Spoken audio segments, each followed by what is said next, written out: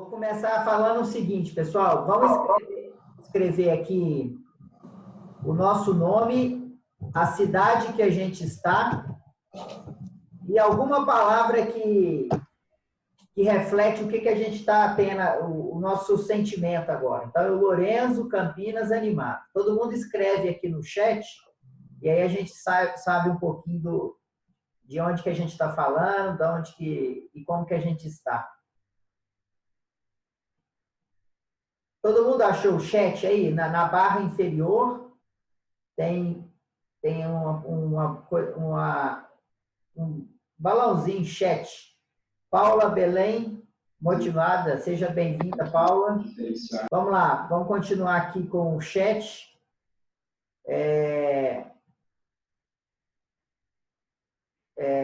Leonardo Gross, Radiologia 4.0. Quem mais tem? Lorenzo, Paula Belém. O Gross escreveu de Vinhedo inovando. O Luiz Pet, São Paulo, dirigindo. Cuidado, hein, Pet. Netão, cuidado aí pra você não bater o carro, hein? Depois vai falar que foi o Mitap o culpado. O Manzano, de Vitória da Conquista, Bahia. A Mariana em Sion, na Suíça, motivada também. O Eduardo, São Paulo, ansioso. Leonardo Amaral, não sabemos de onde. Guilherme Belo Horizonte, entusiasmado. O Augusto, PH em movimento. Gabriela Belém, já falamos. E a Janina, também de BH, animada. Ótimo. Vamos lá, então. Eu gostaria de começar com o Eduardo Alvarez, que é da ProRades, falando um pouquinho do seu background e um pouquinho da ProRades, que dor que ela resolve. O que a ProRades faz? Cara, obrigado. Eu acho que o primeiro item para colocar aqui, quando o Lorenzo falou assim, Edu, vamos fazer 2 meetups online, eu falei, cara, pode ser que seja legal. Foi chegando o tempo, a gente foi discutindo, foi avaliando, vendo quem que a gente ia chamar para esse bate-papo. E aí, como eu até coloquei aqui no chat, o que eu posso dizer é que eu aqui em São Paulo estou ansioso. Estou ansioso para ver todo mundo discutindo, estou ansioso para ouvir cada uma dessas pessoas, porque, sabe, a gente, tipo, é muito gratificante para mim estar no meio de feras como vocês. O meu background ele é completamente diferente do que a gente vê comumente aqui nessa discussão. Eu não sou radiologista, eu não sou médico, eu sou formado em informática biomédica. A minha avó perguntou quando eu entrei se eram 2 cursos ao mesmo tempo que eu estava fazendo. Eu demorei um bom tempo para explicar para ela o que era isso, mas no final deu certo, um tipo de ciência da computação já focado em saúde. E assim, sempre fui apaixonado por imagens, tanto que eu fiz o meu mestrado no Centro de Imagens da USP em Ribeirão Preto, já focado em desenvolvimento de sistemas de auxílio diagnóstico e por aí vai. E em 2013, eu e mais alguns loucos, vamos chamar assim, para aquele momento, fundamos a ProRades com um mote muito claro, que era, a gente via o mercado de medicina diagnóstica como um todo, como um mercado aberto, não concentrado, não centralizado, com diversas dores, diversos problemas, diversas oportunidades, muita coisa boa, muita tecnologia envolvida. Então, tentamos começar a resolver alguns problemas, sempre focando no norte de teleradiologia. Esse foi o nosso objetivo.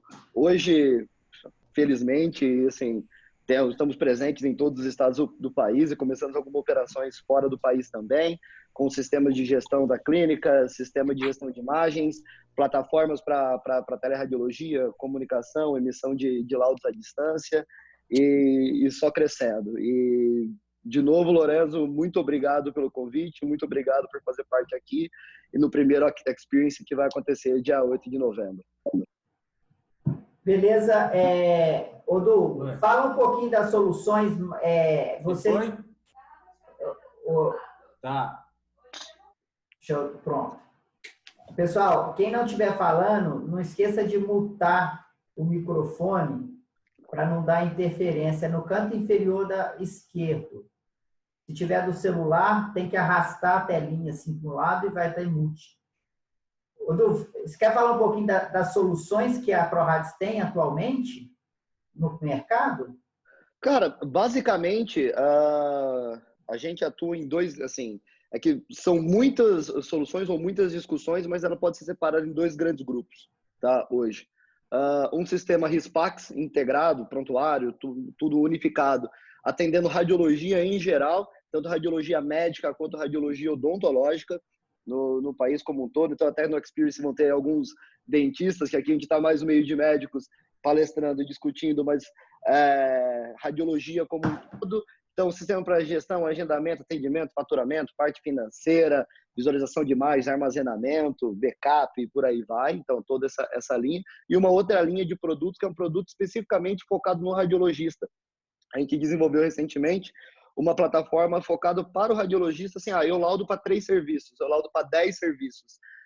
O que a gente faz? Consolida uma fila única. Sem ninguém se envolver no processo, eu atendo o radiologista ou o grupo de radiologistas que atendem determinados serviços, conectando todos os pontos, dando transparência, agilidade e ergonomia e garantindo que, principalmente, os SLAs, tanto da parte que realiza os exames, os hospitais, as clínicas, quanto da parte do radiologista, sejam cumpridos. Esse é o grande, assim, as duas grandes linhas de atuação nossa. O que é SLA? Explica pra gente. Basicamente, o que a gente vê no mercado é que muita gente perde prazo. Seja prazo de entrega para o estado para o cliente, seja o prazo de um exame de urgência no hospital que tem que ser laudado em até 2 horas, seja prazo de entregar esse exame laudado porque se perde no meio de uma fila, de um sistema, ou esquece de acessar determinado sistema. Porque, assim, no frio, todo mundo consegue fazer teleradiologia hoje. Existem mecanismos, assim, nem que seja por um acesso remoto no computador, via TeamViewer. Sim, eu sei que não é correto, mas, tipo, de alguma forma é possível se fazer isso. Então, muita gente perde o prazo por não ter essas informações organizadas. Então, o que a gente faz? Consolida tudo isso numa fila única. Então, se eu tenho um exame para ser priorizado, ele já vai aparecer primeiro na sua lista, independente de onde foi feito, de quando foi feito. Eu respeito o tempo tanto do radiologista que está trabalhando, quanto o tempo da unidade. Se eu tenho 4 horas para receber o exame de uma unidade e a outra tem 2 horas para receber o exame, quem tem que saber disso é o radiologista. Então, vai entrando numa fila, vou organizando a vida do radiologista para que em um único ambiente ele consiga trabalhar todos os seus laudos em si. Muito bom. E vocês estão vendo aqui na minha tela, ao fundo, que eu estou falando aqui do evento dia 8 de novembro, que vai ter o ProRads Experience. E no final, a gente vai ter uma surpresa aí, nós vamos divulgar um link com desconto para vocês que estão participando do ProRads Experience, cortesia do Edu, né, Edu? Exatamente, eu acho que é importante. Quem tá participando, quem veio aqui discutir com a gente, acho que tem que ser, de alguma forma, gratificado. Legal. Agora, as damas primeiro. A Mari Dalacqua vai contar um pouquinho da história dela. Eu tive a grata satisfação de conhecê-la o mês passado, né, num evento que o Guto, mais o Fabrício e o Guilherme organizam, que é o Hot Topics, que tem todo ano em Brasília. Depois o Augusto vai explicar um pouco. E, além de ser uma radiologista outlier do Einstein, uma experiência muito grande, ela tem uma história bem interessante de transição de carreira, mas transição de país, né, Mari? Conta pra gente um pouquinho da sua história, como que as coisas aconteceram. Bom, eu sou de São Paulo, né? Nasci em São Paulo e fiz faculdade na Santa Casa. Comecei a fazer residência de cirurgia lá também. Acho que isso eu não te contei, não lembro. E aí, adoro de paixão, mas acabei mudando de carreira, porque de fato é uma vida bem complicada, né? Acho que eu admiro ainda mais os cirurgiões depois dessa experiência. Aí morei fora do país um tempo e fui fazer uns estágios em radiologia, porque já era a minha outra opção. Mas como a Santa Casa tinha essa tradição muito cirúrgica, tinha ficado 4 anos operando como professor lá, enfim, minha primeira opção acabou sendo cirurgia. Depois eu fui conhecer melhor a rádio quando eu larguei a residência de cirurgia. Então fui para Washington, fiz um estágio lá na Georgetown e até pensei em ir para ficar, mas por uma série de circunstâncias pessoais acabei voltando. E aí fiz residência no HC, no INRAD, né? Fiquei lá, fiz a subespecialização em neuro, depois fiz cabeça e pescoço também junto, né, assim, preceptoria, e depois fiquei mais um ano lá. E depois fiquei até 2015 lá como assistente e ao mesmo tempo trabalhando no Einstein, desde 2011. E no Einstein como neurorádio. E aí eu fui cuidando da parte de ensino da neurorádio lá no Einstein. Então eu organizava os estágios de todos os residentes, de R1, R2, R3, e comecei a ficar responsável pelo R4 de neurorádio e também pelos cursos de atualização abertos assim para todo mundo e cursos de imersão, que são cursos que o radiologista pode ir, ficar lá uma semana fazendo atualização em determinada subárea e tal. E aí, em 2016, surgiu a oportunidade de fazer uma pós de gestão em saúde no INSPER, que na época era a parceria INSPER-Einstein, agora o Einstein tem os produtos próprios, né, o MBA e tal, mas essa experiência do INSPER foi muito rica, porque os professores de lá acrescentam bastante nas camadas de conhecimento, como você costuma dizer, né? Então, acho que é uma experiência muito válida. E na mesma semana que eu comecei a pós no INSPER, eu comecei a dar aula lá na Faculdade de Medicina do Einstein. Então, rolou um processo em 2016 de preparar todo esse conteúdo para o primeiro ano, que é o curso de neuromorfologia, né? Então, a gente dava neuroanatomia integrada com a radiologia, integrada com a histologia. Quer dizer, eu não dou mais, mas o curso continua. E também integrando já os neurocirurgiões, os neuroclínicos, tudo desde o primeiro ano, para que o aluno não aprenda só assim aquela decoreba, né? Que entenda tudo de forma contextualizada, para que vai servir e tal. E é um projeto assim do qual me orgulho muito de ter feito parte, porque eu acho que realmente ficou muito bacana. Então, aconteceu tudo isso, tudo ao mesmo tempo, muitas coisas, e aí em abril desse ano pintou uma proposta para sair do país pelo LinkedIn, né? E aí entra a parte da tecnologia, né? De como a tecnologia democratiza, né? O acesso às coisas hoje em dia e tal. Até hoje mesmo conhecimento, né? Depois do surgimento da internet, a gente vai para congressos porque aproveita-se uma coisa ou outra de aula e para fazer networking, né? Mas quem quer estudar mesmo, baixa os artigos, senta e estuda, né? Então, depois da internet, ficou fácil se atualizar e eu acho que o LinkedIn também veio para democratizar o acesso às oportunidades, né? Assim como a internet veio democratizar o acesso à informação em geral. Então, por meio da mensagem lá inbox, um recrutador daqui da Suíça me contactou, perguntou se eu tinha interesse em ouvir uma proposta, já me contactou em francês, porque no meu perfil constava lá que eu tinha algum domínio na época do francês. E aí foi isso, rolou a conversa e tal, e estamos aí, né? Aqui há um mês já, vivendo essa experiência aí. Não sei se é para sempre, mas está sendo muito interessante, muito bacana. E tem muito pouco tempo, né, Maris? Tem menos de um mês que você está aí, não é? Fez um mês, dia 20, que eu cheguei e que eu comecei a trabalhar faz 3 semanas. Olha, já fez um mês, então.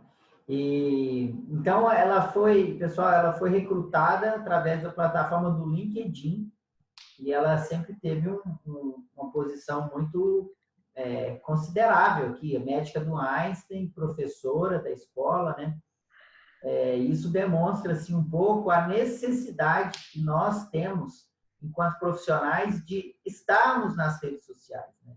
Esse é um ponto que eu venho falando, que foi o tempo que rede social era um local para você encontrar os seus amigos que você não via há tempo.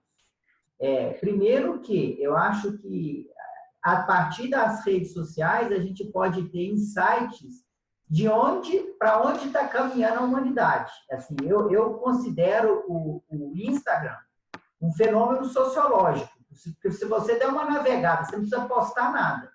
Mas se você seguir algumas pessoas e ver o que está acontecendo, você sabe o rumo que a sociedade está caminhando, gostemos ou não. Isso pode trazer insights para a gente lidar na nossa profissão, na nossa carreira.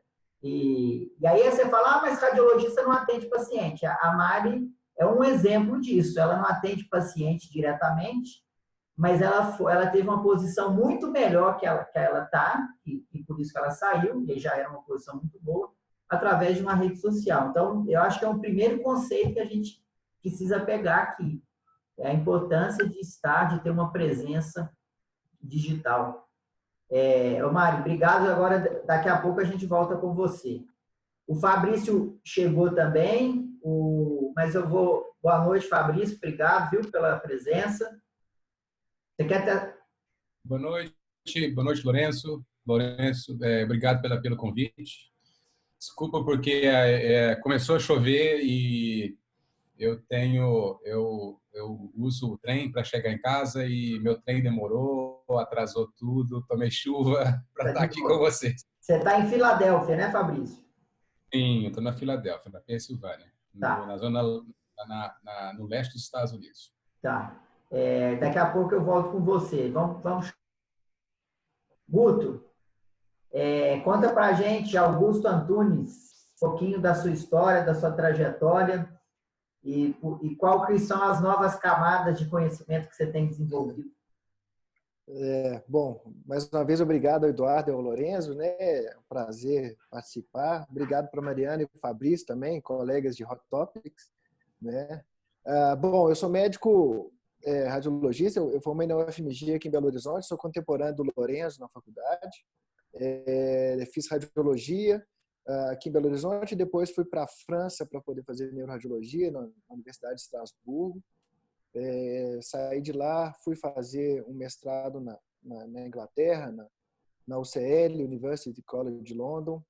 Um mestrado que, como eu sempre gostei muito de ciências exatas também, de física, química, matemática, é um mestrado metade radiologia, metade física. Quando eu voltei para o Brasil, eu cheguei a morar 2 anos em São Paulo também, trabalhando por ali. E depois acabei voltando para Belo Horizonte numa proposta de emprego que na época estava bem melhor.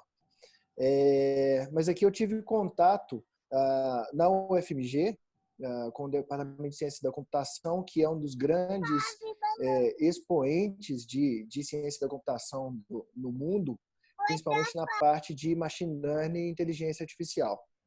Através da figura importantíssima do professor Nível Viviani. E aí comecei a trabalhar na empresa que o professor Nível criou, de inteligência artificial, e fiquei lá quase 2 anos tentando desenvolver pesquisas na área médica, especialmente na área de Alzheimer, que é a área que mais me agrada, e implementar esses algoritmos de inteligência artificial na radiologia. E para mim foi uma grande descoberta, porque eu consegui aliar esse interesse de ciências exatas que eu tive com uma área que vai mudar profundamente, que já começa a mudar profundamente o perfil da radiologia, principalmente, né? E aí comecei a falar um pouco sobre a inteligência artificial na radiologia. Foi daí que conheci o Fabrício e a gente começou a organizar o Hot Topics, que é um curso que visa disseminar o conhecimento e os participantes, a gente tem o intuito de que os participantes do Hot Topics saiam de lá podendo utilizar aquele conteúdo que eles aprenderam durante a imersão, durante o curso, nas suas rotinas diárias, né? E eu acho que é isso que a gente precisa fazer, principalmente com o AI. É uma tecnologia poderosíssima que a gente não precisa ter medo, mas para não ter medo a gente tem que conhecer. E a educação nisso aí se torna essencial. E só mesmo para pegar o gancho da Mariana, eu comecei muito da minha jornada na inteligência artificial pelo próprio LinkedIn, seguindo os grandes expoentes de AI que colocam conteúdo quase que diariamente, conteúdo de excelente qualidade, de vários níveis técnicos, e eu ia seguindo essas pessoas e pegando as referências que elas citavam, e realmente foi essencial para que eu hoje em dia conseguisse entender um pouco mais de AI.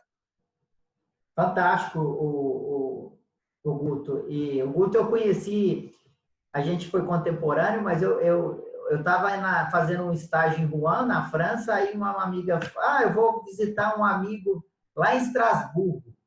vamos. Eu falei, ah, não, mas eu não tenho liberdade. Ela falou, não, vamos. Aí eu cheguei na casa do Guto, lá em Estrasburgo, e ele me recebeu maravilhosamente bem, sem ter nenhuma intimidade ainda, sem a gente ter... Então, e era uma época muito boa, né, Guto? Da gente ali, de estudante, residente. Tempos bons. E ele falou do Nível Ziviani, pessoal. O Nível Ziviani, você me corrige se eu tipo, você sabe mais da história dele, mas o Google hoje tem uma sede em Belo Horizonte. E é graças a uma startup criada pelo Nível Ziviani, que era um motor de busca, né, Fabrício? Esse professor do UFMG criou um dos primeiros motores de busca de expressão mundial. O Google veio e comprou, e hoje tem uma das sedes no Brasil, lá em BH. Então, esse cara é um cara muito fera, e hoje ele tem uma empresa que chama Kunumi, né? Isso. É no KD? É no BHTech, no campus da UFMG, o campus de tecnologia da UFMG. O professor Nível é uma figura impressionante, né? Kunumi, Kunumi. O professor Nível é uma figura absolutamente impressionante, né? Ele já montou 5 empresas, vendeu 4 dessas empresas. Hoje em dia, mais ou menos 12 a 13%, eu não lembro direitinho, do código mundial do Google é feito aqui em Belo Horizonte, na empresa que ele vendeu para o Google. E exatamente isso, há 25 anos atrás, um buscador em português não existia. Então, ele foi o que criou o primeiro buscador em português. E aí foi vendido, a primeira empresa foi vendida para o Grupo Folha, a segunda foi para o Google. Muito bom. E hoje ele é conselheiro científico da Petrobras, né? Assim, é um outlier brasileiro e às vezes não tem muito holofote em cima dele, né? Às vezes muito poucas pessoas conhecem o impacto que esse cara tem na tecnologia mundial. Fabrício, bem-vindo, obrigado. Conta um pouquinho aí da sua história, do seu background, como você foi parar aí. Vi que você já compartilhou 2 links. Conta para a gente desses links e um pouco da sua história. Então, Lourenço, muito obrigado novamente. Eu tenho que saudar aqui o Augusto, um grande amigo que eu fiz recentemente. Grata satisfação de conhecê-lo. Eu tenho a Mariana, que participou conosco agora, né? E grata surpresa e te conhecer também, Lourenço. Eu acho que o trabalho que você faz e pela qualidade da sua aula que você deu no último Watch Topics, faz de você uma pessoa jovem. Eu sei que você é um pouco mais jovem do que eu, mas é certamente já um expoente na divulgação da tecnologia, né, como ferramenta para auxiliar a nossa vida. Então, se eu for contar a minha história de vida aqui, a gente vai precisar de uns 2 programas, mas eu vou resumir. Eu sou mineiro, como vocês dois, né? Não sei se tem mais algum mineiro aí na bancada.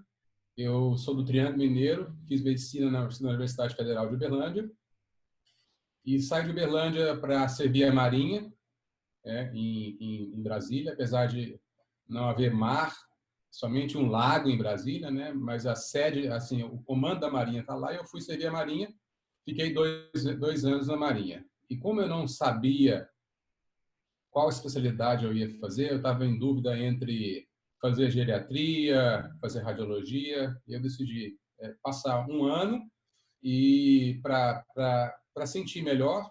E na Marinha eu conheci alguns radiologistas que não digo que me influenciaram, mas assim que ainda me foram a causa de sair da clínica e ir para a área de imagem. Eu também gosto muito de tecnologia, né? Meu primeiro micro foi um CP500. Eu não sei se vocês conhecem esse computador. E com 12 anos eu programava, né? E hoje no dia eu não programo mais. Sempre gostei de computador, né? Venho seguindo, né, a tecnologia. Não sou uma pessoa que já fui uma pessoa que comprou mais coisas de novidade. Hoje em dia eu tenho tentado seguir para não ficar tão defasado. Bom, a radiologia eu fiz 3 anos em Brasília, na Fundação Hospitalar, no Hospital Regional de Taguatinga, e fiz mais 1 ano de ressonância magnética no Hospital Universitário de Brasília. Depois fiz 1 ano de neuroradiologia no Hospital Universitário de Brasília. Fiz alguns fellows pequenos nesses 2 anos da Universidade de Brasília.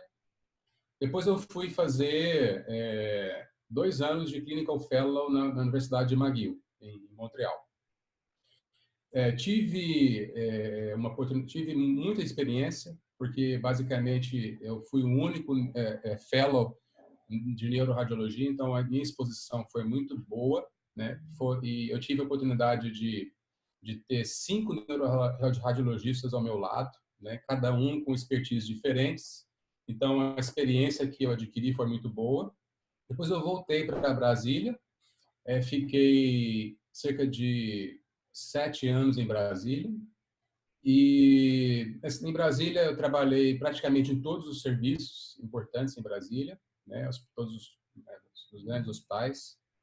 Eu tenho uma clínica em Brasília e como eu tive a satisfação, o prazer de trabalhar no Hospital da Criança de Brasília desde a fundação, é um hospital completamente novo que atende exclusivamente crianças, né? Um hospital que quem não conhece vale a pena conhecer porque como você disse, é um ponto fora da curva na saúde do Brasil, porque é um hospital que a resolutividade é muito alta e é totalmente pelo SUS, é um hospital que atende só pelo SUS, então é um exemplo, um caso a ser estudado e então assim quem não conhece vale a pena conhecer. Tive a honra de trabalhar lá por quase 4 anos, 3 anos, e como eu carecia de mais experiência na área de neuroradiologia pediátrica e eu estava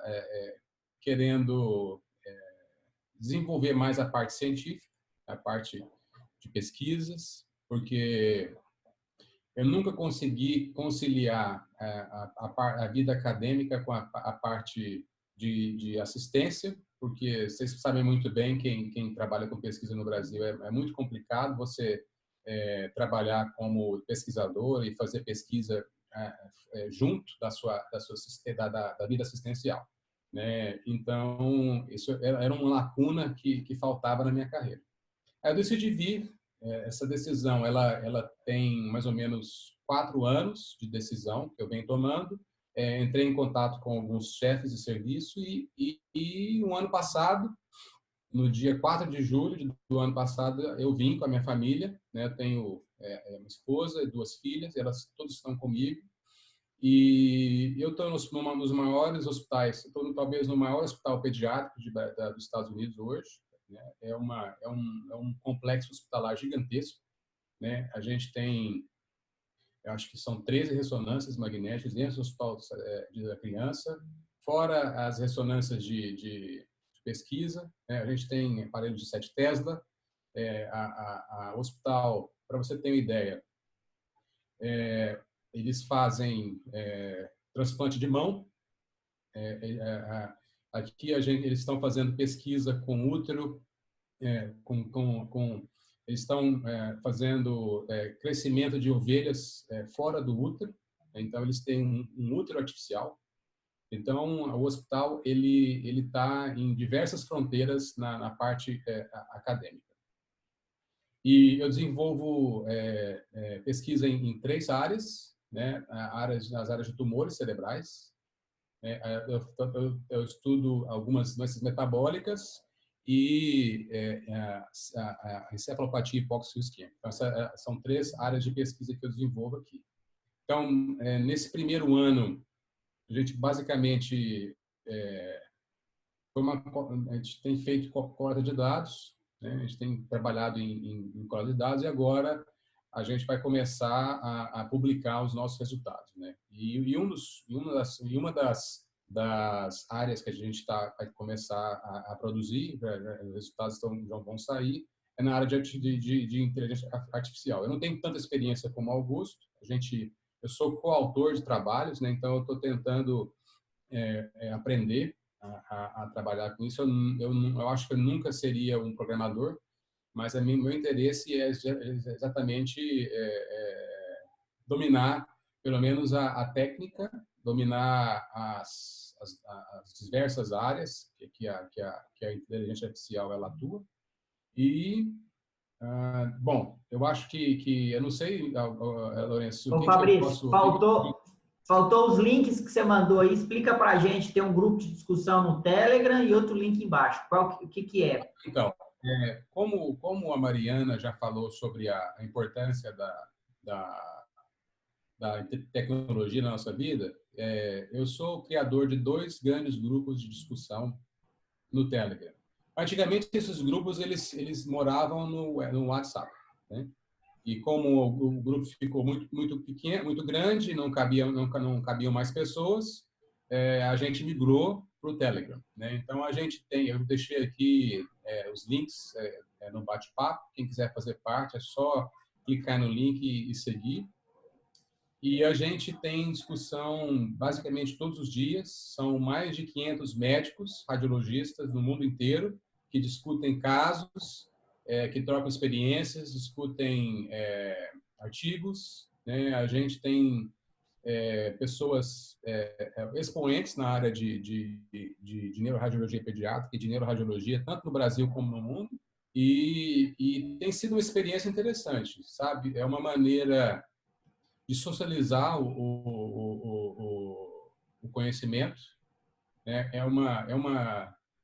Eu que vim de uma cidade pequena, depois fui para uma residência fora dos grandes centros, a gente percebe que o mundo gira em torno de São Paulo, Rio, BH, mas Brasília é uma área meio fora do eixo, né? E a gente percebe que, assim, quem não está nesse eixo, é difícil você ter.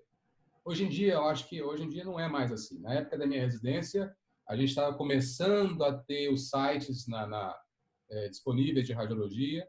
Então, eu sempre busquei preencher as lacunas que toda residência tem lacunas, né? Basicamente, no Brasil, a gente padece desse mal que é a falta de incentivos, a falta de investimentos no serviço público. Então, assim, cada residência, a não ser que você faça parte de uma residência num hospital particular de excelência ou um centro específico de excelência público, você tem sempre alguma carência. Ou é de falta de professores, ou é de falta de casos, ou é de aparelho que não funciona corretamente. Então, assim, a gente... que é um ponto bom também, que a gente aprende a se virar, aprende a lidar com a carência, né? Então eu acho assim que esse grupo foi sempre essa ideia, foi sempre de poder ajudar a quem não tem tanta experiência, porque ali tem vários radiologistas que não têm noção nenhuma de neuroradiologia pediátrica, mas que são radiologistas, que botam os casos ali e em 1 minuto você tem a resposta, pelo menos uma boa explicação para o caso. Então, e ali é um fórum que eu fiz muitos amigos. E assim, não só eu, mas todas as pessoas já se encontraram com algumas pessoas que estão ali, vão em congresso, marcam de sair ou marcam de fazer pesquisa juntos. Então, é uma maneira de agregar quem está longe. Você tem ideia? A gente tem ali representantes da Inglaterra, da Austrália, basicamente todos os continentes estão representados ali. É muito então, bom. Eu tenho 2. Um especificamente da América Latina, né, que você pode tratar em espanhol, todo mundo, né, vai entender, ou em português, inglês também, mas o outro tem um alcance maior e profissionais de mais países, de outros países, fora a América Latina. E foi você quem criou esses grupos? Os grupos foram criados por mim, mas são vários administradores, né? Porque é impossível eu cuidar de tudo e tem vários colegas que que se propõem a ser administrador e são responsáveis para manter os grupos ativos, né? A gente pode ver a importância das ferramentas digitais, que às vezes ou é muito simples e aí a gente não para pensar no raciocínio que está por trás disso, na estratégia, na lógica, como você deu o exemplo desse grupo, a quantidade de pessoas que estão conectadas em prol da discussão em cima de um tema. E ontem eu estava dando uma palestra lá em Foz do Iguaçu, num congresso bem grande, de uma sociedade de medicina, nutrição enteral e parenteral. E tinham lá embaixo, assim, hashtag Braskem, né? E as pessoas, quando vem uma hashtag, elas pensam que aquilo ali é um enfeite, ou que aquilo ali é alguma propaganda. Mas é muito mais do que isso. É também isso, mas é muito mais do que isso. Aí eu peguei o meu celular, fiz um videozinho lá e falei assim, ó, hashtag Braskem. Por quê, cara? Quando você vai lá, é a mesma coisa quando a gente publica um artigo e a gente põe as palavras eu estou falando de inteligência artificial, eu ponho lá os termos descritivos naquele artigo. Porque quando eu for para uma busca, eu vou achar aquele tema que me interessa, né? E a hashtag funciona do mesmo jeito. Então, se eu comunico tudo que eu quero postar e eu ponho a hashtag, eu vou ajudar pessoas daqui 1 ano, 2, 10, a acharem aquilo ali e adquirirem algo, compartilhar um conhecimento com essa pessoa, né? Então, assim, a gente está hoje imerso em ferramentas, em dicas, em estratégias digitais, e às vezes ou a gente está sendo levado sem saber para que funciona, ou às vezes a gente não está percebendo a importância disso. E a maioria delas, as que dão certo, são estratégias de colaboração, né? Igual um grupo, igual uma hashtag. Por quê? Porque é a mesma coisa do TripAdvisor. Eu quero alugar um hotel, eu vou lá no TripAdvisor para ver o ranking, porque as pessoas estão lá falando daquele hotel. E quando eu uso bem a hashtag, ela tem esse valor. E eu queria até te parabenizar por usar essa ferramenta que é disponível, que é barata, que é de graça, né? Está no nosso bolso e a gente consegue ter essa capacidade de trocar, de compartilhar conhecimento, de modo que quem está distante não tem mais desculpa de falar assim, o conhecimento não chega aqui, né? Se você quiser se atualizar, está tudo muito fácil, muito disponível. Lorenzo, se você me permite falar uma coisa, até aproveito para agradecer, porque a gente começou a conversar e eu nem agradeci o convite, então aproveito o momento para agradecer, mas falando de hashtag, acho que um outro ponto importante para quem não consegue ir em todos os congressos que gostaria, acho que é legal saber, né, que é só jogar a hashtag no Twitter ou jogar a hashtag no Instagram e seguir o conteúdo do congresso, né? Então, hoje em dia está disponível online em tempo real para quem quiser, um monte de slide, de comentários, enfim, de material. Tá aí para quem quiser seguir e se atualizar, né? Exato, e você vai ter sacadas, apesar de ser algo fragmentado, mas você consegue colher insights valiosos disso, né? Então, muito legal, você joga a hashtag lá, você vê o que as pessoas estão falando, o que o pessoal está comentando, e dali você vê para onde que o negócio está indo, o barco está andando. Obrigado. Só um detalhe, Lourenço, até aproveitando o que o Dr. Fabrício falou, faz total sentido, o mundo é colaborativo hoje. Quando a gente traz para o tema e começa a discutir radiologia 4.0, saúde 4.0, a gente está fazendo no frio, não falo assim, da maneira mais simplória de dizer, é a conexão das coisas, é colocando todos os seres envolvidos, que são envolvidos no processo, para atuarem em conjunto. Quando você dá o exemplo de TripAdvisor, quando você dá o exemplo de hashtag, vou escolher um restaurante, você pede uma informação para um amigo, para um colega. Quando eu coloco uma informação como uma hashtag, eu simplesmente aumentei o alcance gigantesco para falar assim, pessoas, teoricamente você segue e busca pessoas que têm o mesmo interesse que você. Pessoas que têm o mesmo interesse que eu. O que vocês sugerem para mim? Todas as informações são colaborativas. Como o grupo do Dr. Fabrício falou, tem um caso que tem que ser discutido, pessoas no mundo inteiro vêm e discutem, em poucos instantes você tem uma posição, ou um guia, ou um norte do que pode ser de um caso que seja totalmente outlier.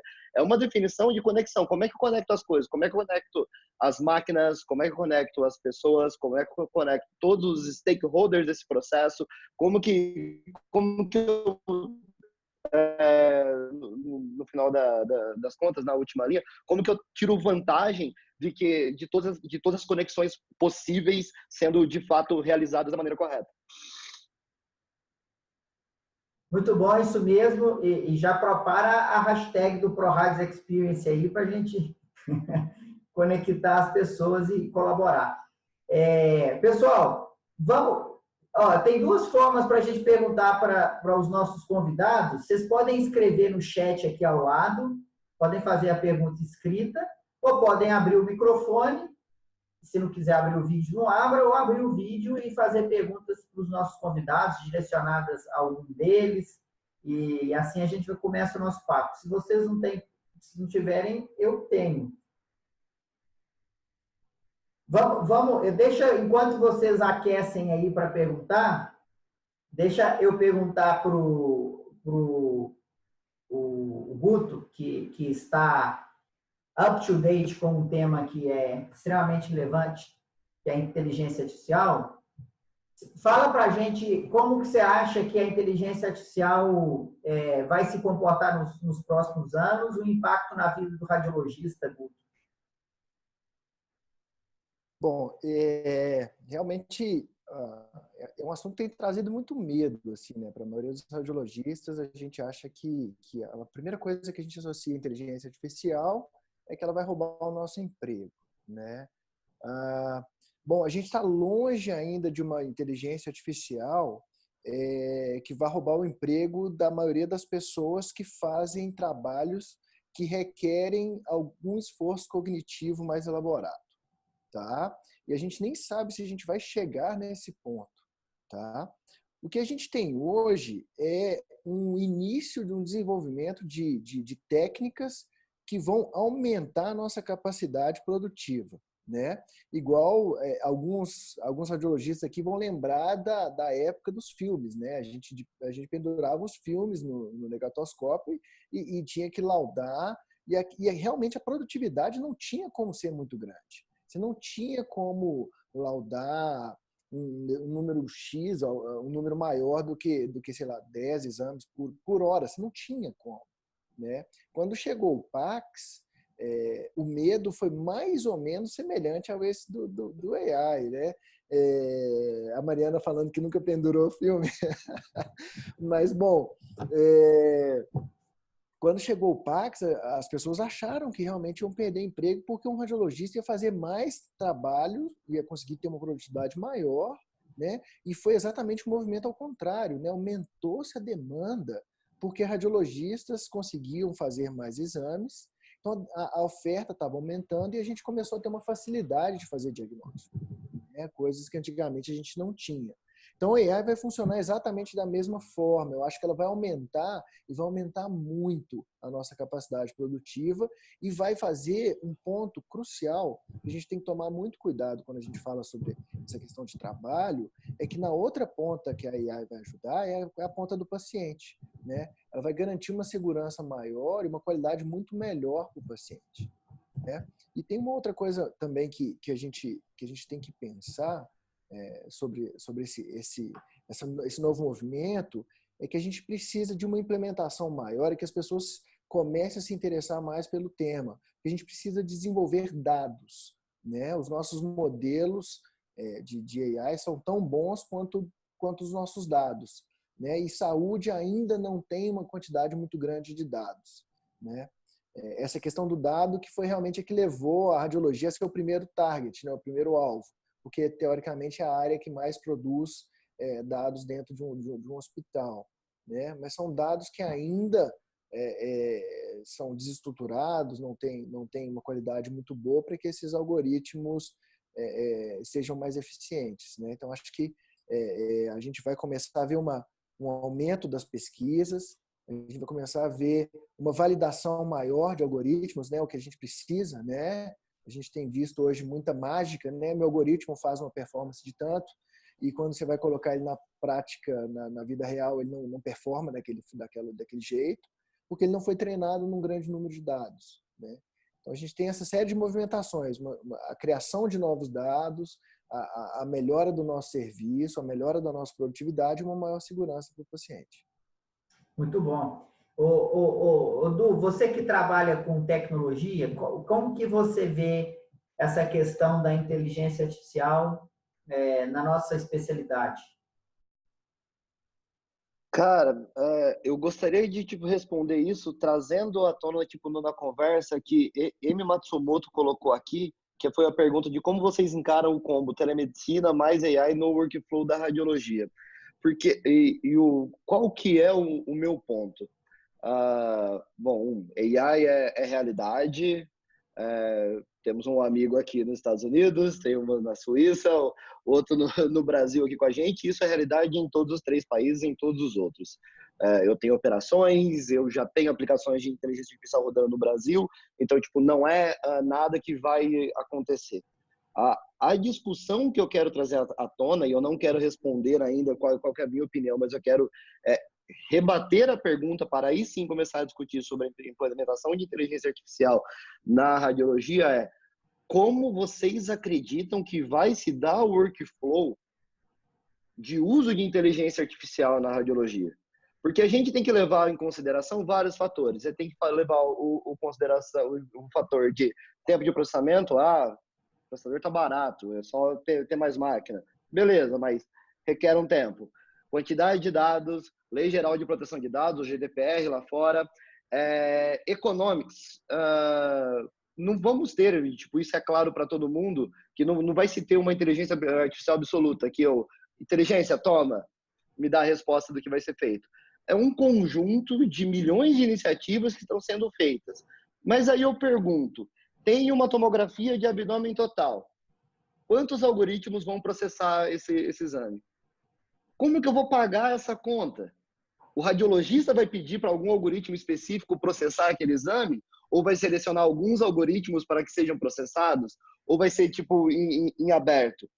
Como que isso vai se dar? Isso aí na opinião de vocês. Eu tenho algumas opiniões, tá? Acho que claramente a gente não tem uma definição de como vai ser feito, tem algumas opiniões, mas eu gostaria de responder para vocês, radiologistas, e perguntar como vocês acham que, e até trazendo a pergunta do Matsumoto junto, como que você acha que isso vai se encaixar no workflow do radiologista, do serviço de radiodiagnóstico e da vida do paciente? Porque a gente tem que levar tudo isso em consideração. E aí eu devolvo a pergunta para depois responder. Desculpa mudar a ordem. Quem quer arriscar, Mariana? O Fabrício? O que vocês querem falar? Do meu ponto de vista, acho que tudo vai começar pela organização do workflow, né? Acho que é a coisa mais palpável que agora já tem aí, que é priorizar os laudos mais urgentes. Acho que isso vai ser o algoritmo que vai começar a ser usado mais rapidamente por todos, imagino eu. Então, aquele exame que, no caso da neurorádio, né, tem restrição à difusão, já vai para o topo da lista, né? O exame que tem hemorragia já vai para o topo da lista. E acho que isso é uma coisa muito prática e realmente logo acredito que vai ser acessível em todo lugar. Agora, em relação à análise da imagem, aí eu já acho que a coisa é um pouco mais complexa, né? Talvez um algoritmo básico seja aquele que consiga distinguir o exame normal do exame com alguma alteração. Acho que isso já faz uma bela de uma triagem, né? E aí, partindo daí, é que a coisa fica mais complicada, porque uma coisa é um algoritmo detectar que tem uma lesão intraxial no cérebro, e outra é detectar se tem disseminação perineural, para qual nervo, por qual espaço, né? Então, assim, é uma questão técnica mais complexa, né? Então, acho que, imagino que tudo isso vai acontecer num período de tempo variável, aí que hoje acredito que ninguém consiga determinar com muita certeza, mas, na minha opinião, vai servir para meio que separar o joio do trigo no primeiro momento, o exame normal do exame alterado, e daí para frente acho que ainda tem muito trabalho. Não sei se é a opinião dos meus colegas, gostaria muito de ouvir aí. Fabrício, o que você acha, Fabrício? Então, eu acho que eu parti da mesma opinião e o Augusto tem muito mais base para opinar. Eu acho que cada processo médico Bom, você tem, vamos partir de uma hipótese, de uma situação bem corriqueira, tá? Você vai no pronto-socorro, tá? Comandor, vamos falar da nossa área, né, Mariana? E Augusto, acho que é radiologista também. Então, você tem uma cefaleia, tá? Você tem uma cefaleia e eu acho que a inteligência artificial ela tem um papel muito grande, ela vai ter um papel importante para saber primeiro ela vai poder com base em idade, com base no gênero do paciente, com base na história clínica, com base em exames de laboratório, ele vai poder já começar a criar uma hipótese diagnóstica. Eu acho que tem papel para isso. E a inteligência artificial ela pode ajudar em dizer qual exame é relevante ou não, com base em vários exames anteriores, com base em vários diagnósticos clínicos. Ele vai dizer qual que é o exame mais importante. Eu sei que a gente já faz isso, né? Mas a gente já faz muito exame desnecessário, né? Então, eu acho que tem papel, né, na triagem e para dizer qual exame é relevante ou não, né? Eu tenho alguns exemplos práticos nisso. A gente está fazendo algumas pesquisas. Eu sei que o Apgar, né, a escala de Apgar, é uma escala muito... É uma escala que existe em todo mundo, no mundo inteiro, todo mundo usa, mas a gente está brigando com o Apgar em algumas situações, né? Então, o Apgar, e como todas as exames clínicos, a gente tem que competir com eles. Então, a gente está começando a competir com escalas clínicas. Então, técnicas de ressonância estão se tornando mais relevantes do que scores clínicos. Então, a gente tem um ponto-chave que isso vai aumentar a nossa necessidade, né? Então, para aqueles que acham que a AI vai tirar o nosso emprego, eu acho que não, mas assim, eu acho que a gente tem que, pelo menos a minha parte, perder o medo, né? Então, perder o medo e dominar essa técnica e saber tudo dela, né? Então, parte nisso daí. Eu acho que a inteligência artificial ela vai atuar em criar novas sequências, tá? Ela tem capacidade de... Alguns algoritmos a gente percebe que eles estão criando tomografia de uma imagem de ressonância, tá? Com a AI você tem condições de criar várias ponderações diferentes.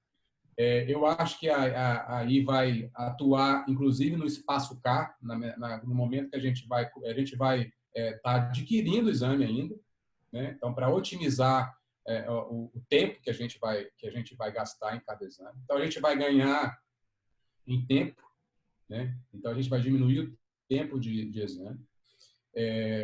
Eu acho que algumas coisas, alguns passos de diagnóstico eles vão ser mais tranquilos, mais rápidos. A gente vai poder, por exemplo, em breve, ter mapas de cor, né? Já acontece, né? Que eles têm mapas de cor onde são as áreas de possíveis fraturas, áreas que podem se representar hematomas epidurais, subdurais, enfim. Então, Augusto pode dizer mais sobre isso. E o que mais?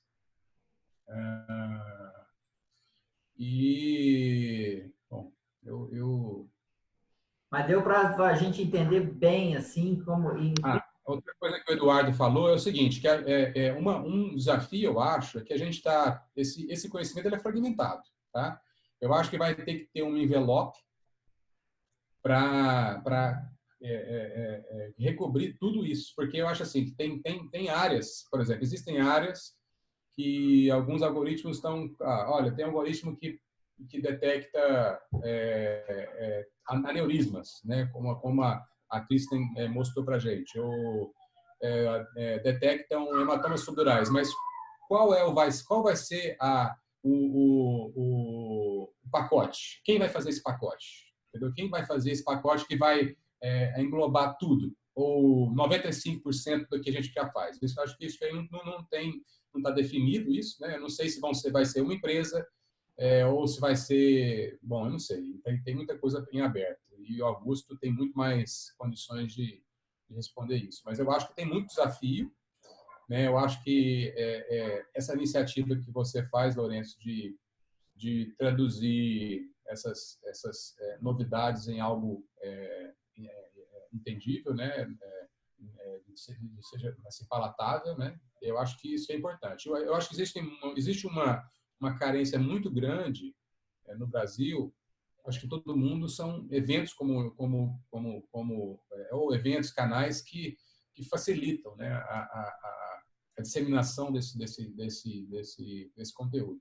E eu acho que eu não sei como está funcionando o ensino da radiologia no Brasil, mas eu acho que parte disso tem que ser essa ciência ou essa área da ciência tem que ser ensinada, ou pelo menos igual a gente tem fundamentos de física de ressonância, fundamentos de física de raio-x, de ultrassom. Eu acho que isso tem que ser ensinado e tem que ser levado a sério, porque isso tem potencial disruptivo, né? Tem um potencial disruptivo muito grande e isso não pode ser negligenciado e não pode faltar na nossa formação, né? Nos médicos mais jovens. Muito Até bom. porque é um novo campo de atuação, né? Do radiologista, dentre vários outros, né? Exatamente. É uma nova especialidade que está sendo criada, né? Exato. E seu exemplo do espaço CAI é fantástico, porque eu também acredito nisso, que vai aumentar a nossa produtividade adquirindo imagens mais precisas e também na questão da dose, da otimização da dose da radiação, que tenderá, na minha opinião, ser mais personalizada, né? Hoje a gente acaba tendo uma dose para o tipo de exame, né? E não acaba levando em consideração tanto o perfil biofísico do paciente numa dose de radiação, e eu acho que os estudos vão avançar para isso em termos de proteção radiológica. Mas o Guto quer falar um pouco. Guto, se você quiser compartilhar alguma tela, algum slide, porque você dá aula disso, fica à vontade. Como é que eu faço para compartilhar? Tem aqui embaixo, share, no rodapé, um verdinho, share. Tá, joia. Você deixa na sua tela e ele vai entrar. Legal. Bom, eu acho que o pessoal está conseguindo ver minha tela, né? Então, esse é um slide que eu realmente gosto muito de mostrar, que ele mostra um pouquinho de como que é o workflow de um radiologista, né? Na verdade, não do radiologista, mas como que é o workflow, como é que um exame vai ser demandado e como é que aquele diagnóstico vai chegar a um paciente, né? Então, a gente vê que tem vários processos, tem várias etapas e que a gente é apenas uma parte daquele processo, né? Então, a gente tem desde oportunidades de AI para entrar dentro do suporte de decisão de qual o diagnóstico que está sendo discutido e qual exame vai ser demandado, né? Qual que é a melhor estratégia de diagnóstico, né? Se é tomografia de baixa dose, se é ultrassom. A gente tem também, como o Eduardo falou, algoritmos que agem já muito bem nessa questão de agendamento, né? Que vai melhorar a nossa produtividade, vai melhorar a alocação de pacientes dentro da nossa agenda, né? Como que a gente vai fazer para fazer essa aquisição, né? Vocês falaram uma coisa que eu sou fascinado também no Espaço K. A gente já tem técnicas que utilizam partes físicas mesmo de pegar amostras fracionadas do Espaço K, né? Que você economiza no tempo do exame, mas você precisa ter um certo custo-benefício com relação à imagem, né? Talvez a AI você consiga sintetizar imagens a partir de um Espaço K colhido 16 vezes mais rápido, né? Assim, coisa que a gente realmente que fica muito fácil para a tecnologia fazer, né? A aquisição automatizada, né? Para aqueles lugares que técnicos não conseguem fazer determinado tipo de exame, né, que vão ajudar técnicos a posicionar o paciente de uma forma mais adequada. Pós-processamento, né, registrar exames diferentes de diferentes datas, para você conseguir segmentar aquelas lesões pulmonares que poxa, lobo superior segmento ápico posterior do lobo superior esquerdo, o cara fala, puxa, qual delas o radiologista falou, né? Então, às vezes, essa segmentação pode ser feita de forma automatizada e economiza muito tempo. Né? Então, a gente tem a parte da análise da imagem, né? Detecção de lesão, igual a gente já comentou. O raciocínio médico, né? E dentro desse raciocínio médico, acho que não posso deixar de falar de radiomics, né, que realmente vai precisar de AI para poder acontecer da forma plena, né? E a questão de fazer o relatório, a gente gasta 66% do nosso tempo na confecção do relatório, tanto para abrir o exame, quanto para fazer o relatório, quanto para documentar, quanto para salvar. São vários cliques. Então, a gente poderia gastar esses 66% a mais, ou conversando com os pacientes, ou analisando aquela imagem de uma forma muito mais tranquila, né? A gente tem muito espaço aí para poder melhorar a nossa produtividade dentro de um relatório que já consegue detectar as anomalias que a gente fala, a gente pode direcionar esse relatório e depois só validar se ele está certo ou não. E para mim o que vai fazer a grande diferença, como tudo, é a transmissão de dados, é o resultado, a comunicação mais eficiente do resultado, né? Então, se a gente pegar todo esse caminho que um diagnóstico precisa para chegar no paciente, e aí eu faço uma matriz de esforço e impacto, né? Eu acho que isso aqui é o que eu estimo que possa acontecer dentro de um esforço, né? Qual que é o nível de esforço que a gente pode ter na tecnologia e qual que é o impacto que ela vai ter. E eu acho que realmente o esforço é menor e o impacto é maior nessa comunicação mais eficiente de resultado, né? É um AVC que vai ser detectado de uma forma rápida a tempo de uma trombólise, né? E eu acho que essa tabela também, eu não sei se é o que eu acho tão de conhecimento, mas o que eu espero também, mas a gente vê o seguinte, o esforço para a gente poder realmente tirar a parte primária do radiologista, né, que é a imagem, a análise da imagem e o raciocínio médico, é um esforço muito grande, vai ter um impacto muito grande, mas é um esforço muito grande. E é tentar mexer numa engrenagem, na parte da máquina que funciona melhor hoje em dia. Então, ao meu ver, não faz sentido a gente mexer nessa parte que é a mais difícil, sendo que existem partes mais fáceis, existem o que a gente chama de quick wins, né? Que vão trazer muito mais benefício e que têm esforços menores, né? E eu sempre complemento esse workflow do radiologista com duas partes importantes que a gente vai precisar de AI também, que é a infraestrutura do dado e esse compartilhamento do dado, né? Que é fundamental para que a AI funcione da forma mais efetiva, da forma mais plena que a gente possa ter. E no final das contas, eu acho que vai ter o maior impacto possível com o menor esforço, né? A gente conseguir a adoção humana de uma forma sensível, né? Eu acho que a gente tem que educar as pessoas para poder usar a tecnologia e trazer o maior benefício para elas mesmas, para não ter tendinite, né, Mari? Enquanto estiver rodando a rodinha do mouse e, ao mesmo tempo, beneficiar o paciente da melhor forma, né?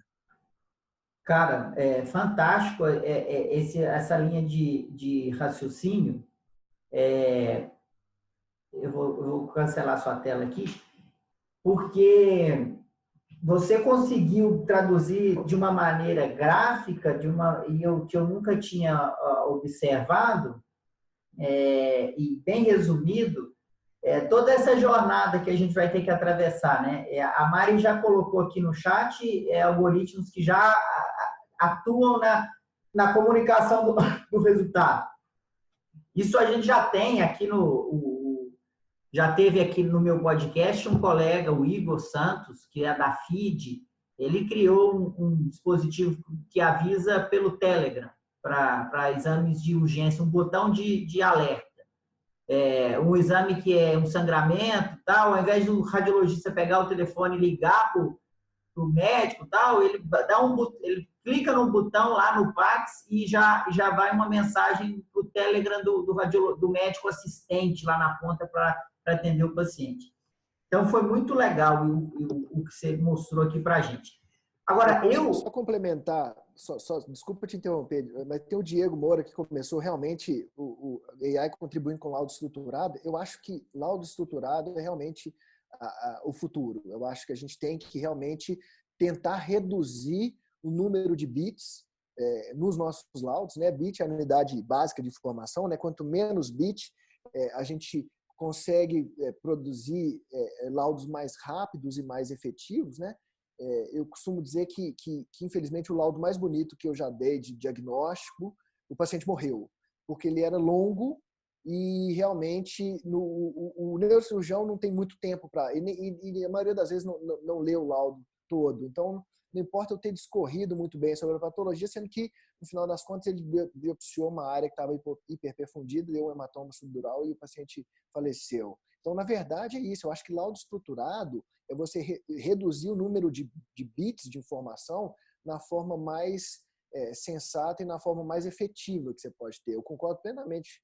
Eu sou fã de laudo estruturado. Até para pesquisa, né, Augusto? Para depois levantar esses dados pelo BI, é muito mais fácil, né, quando você tem informação estruturada. Para os dados estruturados, muito bem lembrado. Agora, para mim, o resumo assim, do que você apresentou aí, Guto, é o seguinte: realmente demora, não vai. O impacto, o esforço é grande para a gente chegar na análise da imagem. Mas, enquanto médicos radiologistas, a gente tem que entender que o negócio mudou. A gente tem que entender que o caminho está indo para um local, a gente está caminhando para um local que não vai dar para a gente ficar repetindo, usando das mesmas ferramentas que nos trouxeram até aqui. A gente vai ter que mudar as ferramentas para a gente continuar entregando qualidade. Aí tem uma frase que eu escutei semana passada, que vocês estão preocupados se o robô vai tirar o seu emprego. Não, preocupe-se se você não está fazendo um trabalho que o robô faz. Esse é o ponto de preocupação. A gente precisa entender que o que a gente tem feito para acrescentar novas camadas de conhecimento, que eu sempre falo, para a gente não virar um robô. Né? Isso não é do radiologista, pessoal. Isso é de todos os médicos, é de todas as pessoas que respiram nesse mundo de hoje. Todo mundo hoje está sobre o impacto da tecnologia. Se a gente não buscar novos caminhos, a gente vai perder espaço. Não sabemos quando chegará. Mas eu não quero estar esperando ao sabor do tempo. Eu quero estar fazendo o que eu posso e não depender desse tempo. Pessoal, alguém tem pergunta, quer escrever aqui? Eu vi que o Dulce quer complementar. Não, eu concordo demais com você e achei, assim, Augusto, achei fantástico o seu slide, tá? E assim, parabéns. Que, assim, talvez como fornecedor de tecnologia e talvez como, eu falar assim, para certos momentos em que senta do outro lado da mesa do radiologista, nem sempre está sentado, mas para certos momentos em que está do mesmo lado da mesa, eu gosto de colocar talvez uma terceira dimensão no seu gráfico, que seria a dimensão de impacto econômico. Então, se eu olhar o impacto econômico, vamos falar de image reporting, image reading, talvez ele tenha muito maior relevância assim, no impacto em valor de exame, em margem de contribuição daquele exame para a instituição financeira, em fonte pagadora e por aí vai, os convênios, as operadoras, toda a cadeia em si, do que a gente somente olhar claramente e maravilhosamente bem aquela curva de esforço-resultado e olhar o primeiro quadrante, ou o primeiro quadrante superior, que é quando, beleza, eu tenho menos esforço, mas vou ter maior resultado. Só que, economicamente, para quem está trabalhando em cima daquele exame, se eu coloco a terceira dimensão aqui dentro, eu vou ver o resultado, cara, tá lá em cima, tá no meu quadrante direito superior. E olhar nessa vertente também nos ajuda a entender, tipo, o porquê que o pessoal está focando lá. Por exemplo, o exemplo que o Lorenzo falou do pessoal do feed de notificação, maravilhoso. E a grande maioria dos sistemas é e-mail, de meus concorrentes e por aí vai, existem botões de notificação de achado crítico que você pode desencadear alguns conceitos. Por sinal, aqui no Brasil, o Conrado vai estar com a gente na semana que vem, isso é normativa do programa de acreditação do CBR. Isso é norma, tem que ter isso. É funcionalidade básica. Agora, como que as pessoas usam isso é outra discussão. Quanto que as pessoas levam isso, tipo, para frente, é outra discussão. Porque as pessoas entendem que, tipo, trabalhar aqui, tecnologicamente, está resolvido.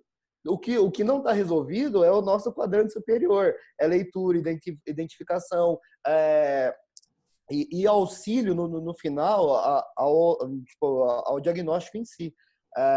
Exemplos no Brasil tipo, desse tipo de ferramenta, cara, temos um monte. Mas acho que é por isso que o pessoal olha lá em cima. E se a gente olhar essa vertente da parte econômica da brincadeira, que faz, no final das contas, a roda girar como um todo, explica o porquê todo mundo está olhando para aquele ponto e nem sempre está olhando antes, onde o esforço é menor e talvez o impacto no resultado seja mais relevante. Assim, somente uma visão, e assim, achei fantástico esse slide. Honestamente, eu vou tomar uma licença poética e roubá-lo para mim. Porque foi muito bom. Mas depois eu te envio por e-mail. Show, fez. Não, sério, honestamente, sensacional. Eu só gostaria de trazer essa discussão de tipo, cara, e a terceira dimensão que faz a roda girar economicamente? Eu não sei se você discorda muito do que eu tô falando, eu concordo um pouco, é só uma colocação. Eu acho que essa parte econômica ela é fundamental, porque, na verdade, é o grande incentivo que a gente percebe. A parte econômica é o grande incentivo que faz as coisas mudarem, né? Então, a gente vai tentar gastar menos energia, né? Tanto se você é uma molécula que vai tentar ficar no estágio de menos energia possível, ou até o plano de saúde, né? Que vai tentar gastar o mínimo de dinheiro possível. E, realmente, vendo aqui o que o Diego Moura falou, que realmente a fonte pagadora precisa se beneficiar de AI, ela precisa sim, porque é ela quem vai adotar. E é ela quem vai se beneficiar dessa eficiência, desse corte de custos que a AI pode trazer, né? Então, assim, realmente eu acho que a parte econômica é fundamental e já vou pensar no próximo gráfico em 3D. Você me deu uma excelente ideia.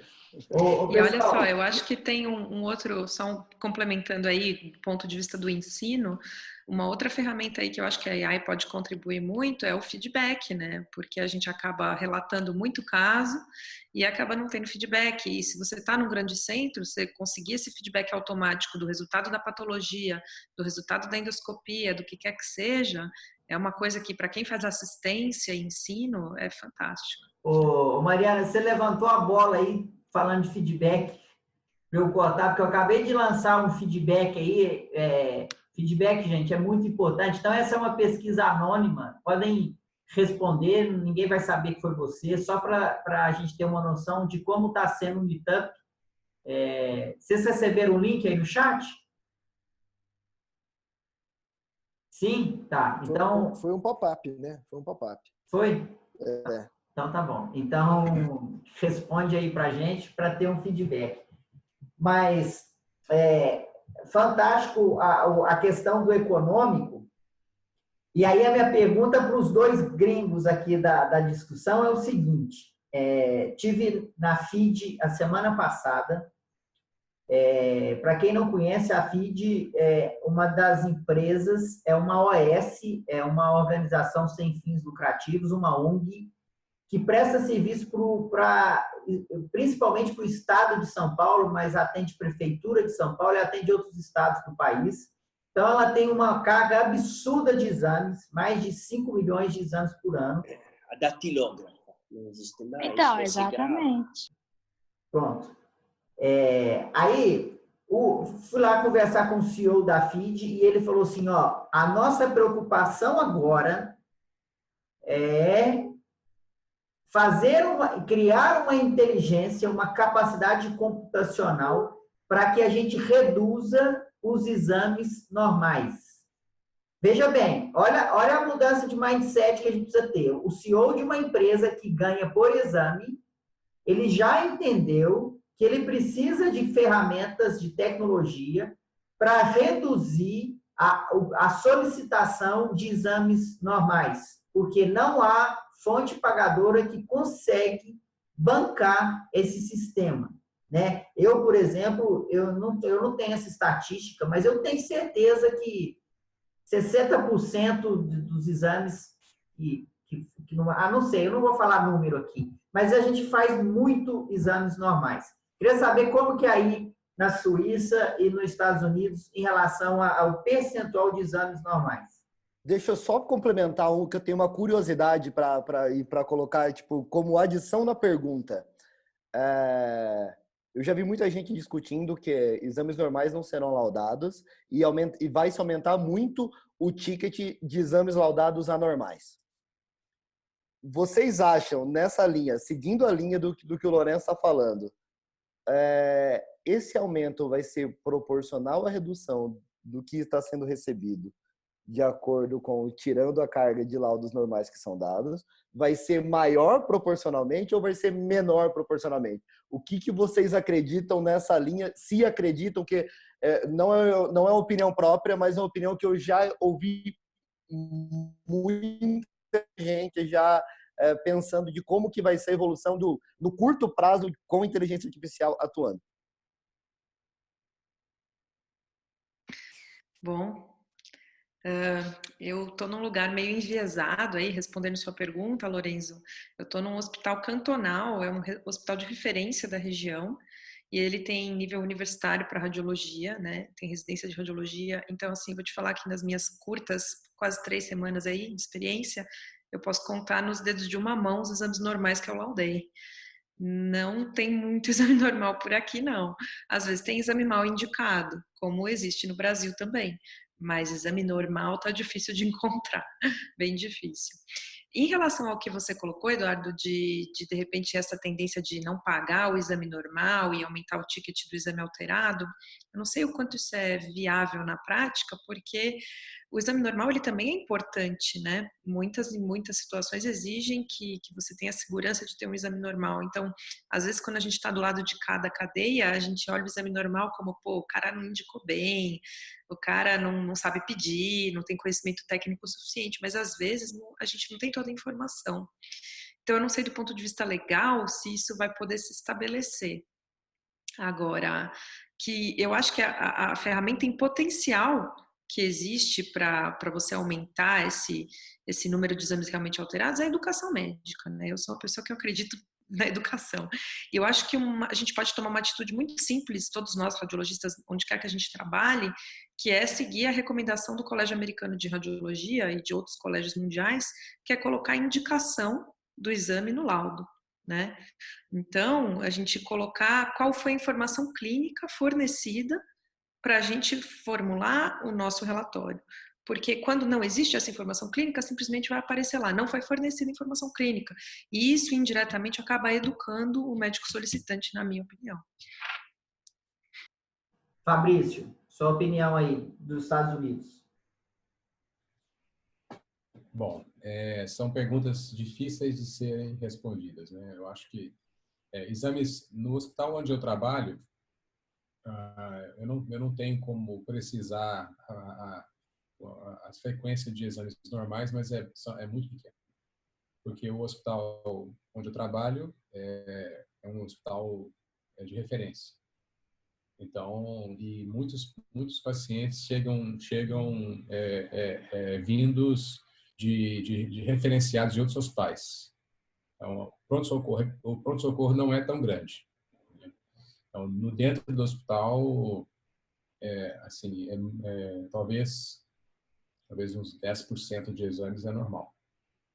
Mas eu não sou totalmente contra exame normal, não.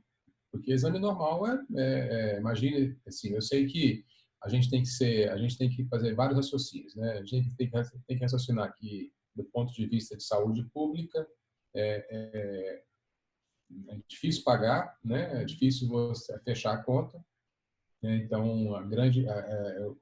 muitos exames normais, eles realmente, eu não sei precisar, porque eu não tenho estatística, não sei se tem alguma pesquisa sobre isso, mas a parte considerável dos exames que a gente faz no Brasil vamos em clínicas particulares, em clínicas ambulatoriais, né? Grande parte dos exames é normal, né? Em ambiente hospitalar já muda de figura, porque você tem pronto-socorro, você tem pacientes internados, então a frequência de exames anormais é maior. Você tem no Brasil, a prática da medicina no Brasil, ela é bem diferente da prática de medicina na Suíça, né? Eu não conheço a Suíça muito bem, mas em países europeus, você tem a capacidade de negar um exame. Em alguns países europeus, você tem a capacidade de modificar um pedido médico, ao invés de fazer uma ressonância, você pode resolver o problema com ultrassom, por exemplo. Então, é muito diferente. Então, a realidade americana também, ela é diferente, porque você não pode fazer o que acontece no Brasil, que é muito comum. Você faz um exame em uma clínica, o médico que pediu o exame, ele toma a decisão de falar assim, olha, esse exame aqui eu não confio no laudo, e no outro dia ele pede uma nova ressonância numa nova clínica. Então, isso não acontece aqui, o seguro médico não paga, né? O seguro médico não paga. Então, existem outras maneiras de você fazer controle de qualidade, né? Que a gente sabe que nos Estados Unidos grande parte do controle de qualidade é feito pelo receio de processo. Então, existem a questão médico-legal é muito importante. Então, esse é um ponto que a gente tem que levar em consideração. Eu não sei também se a gente vai receber mais por um exame anormal. Eu não sei.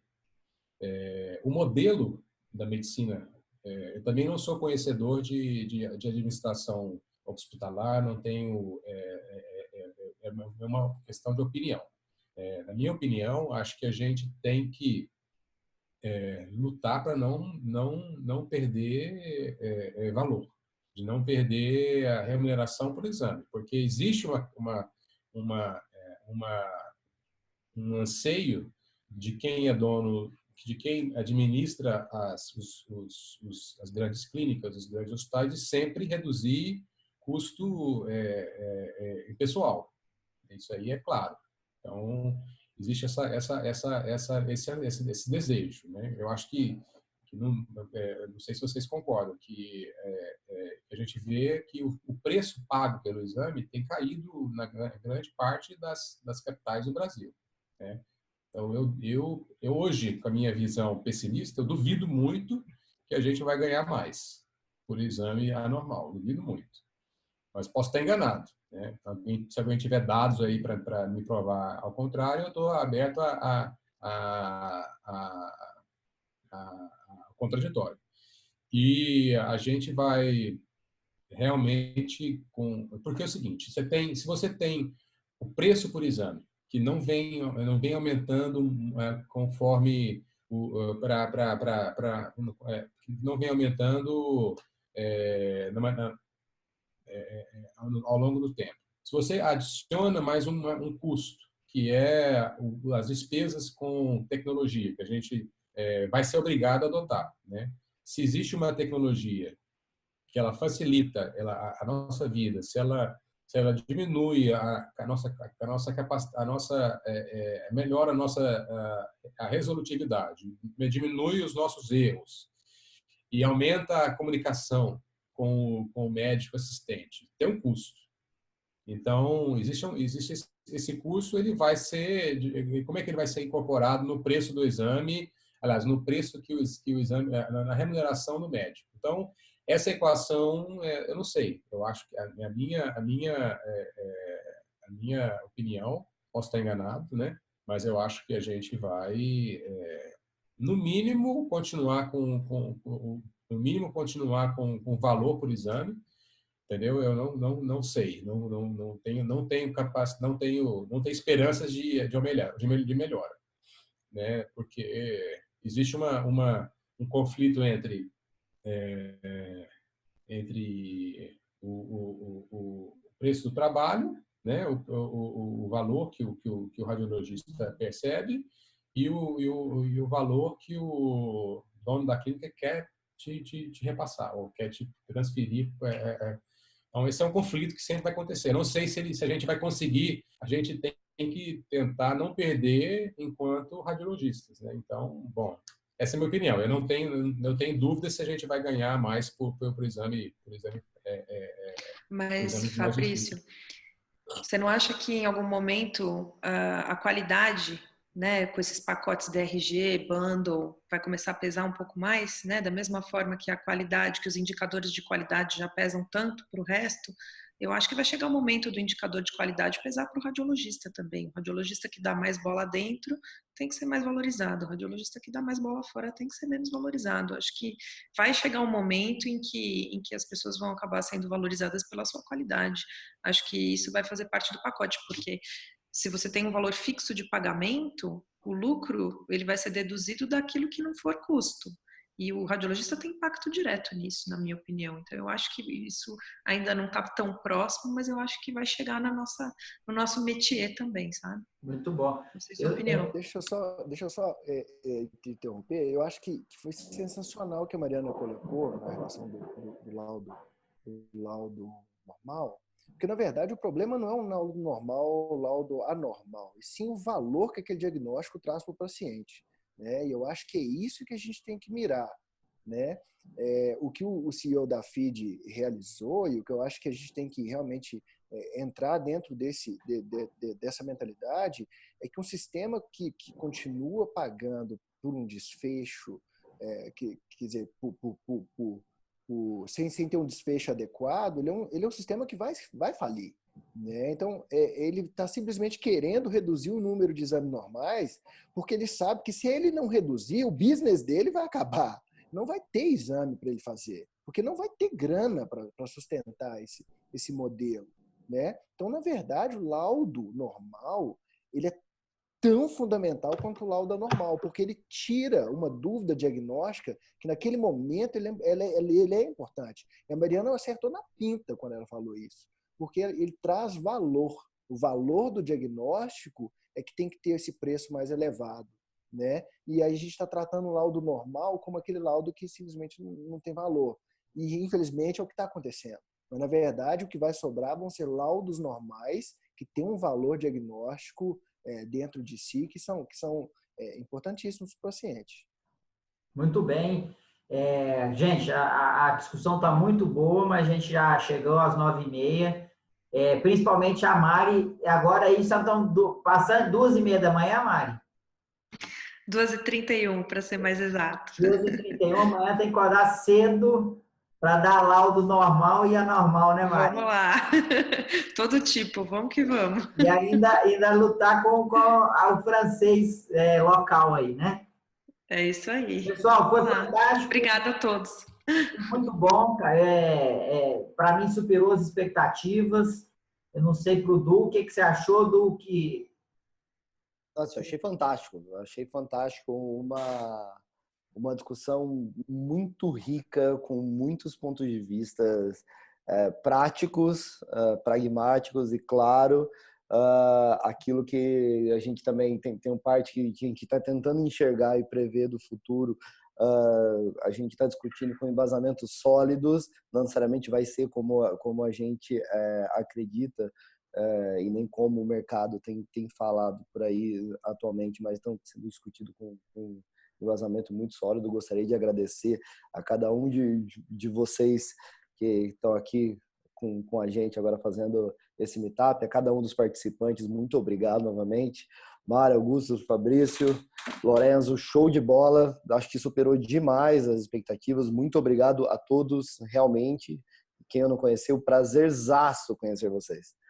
Muito bem, cara. Eu mandei o link aqui do ProRads Experience com desconto, tá no nosso chat.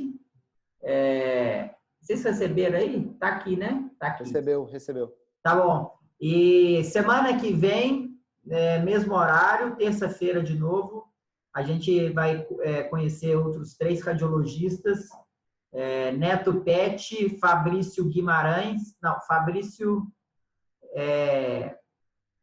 Machado. Machado.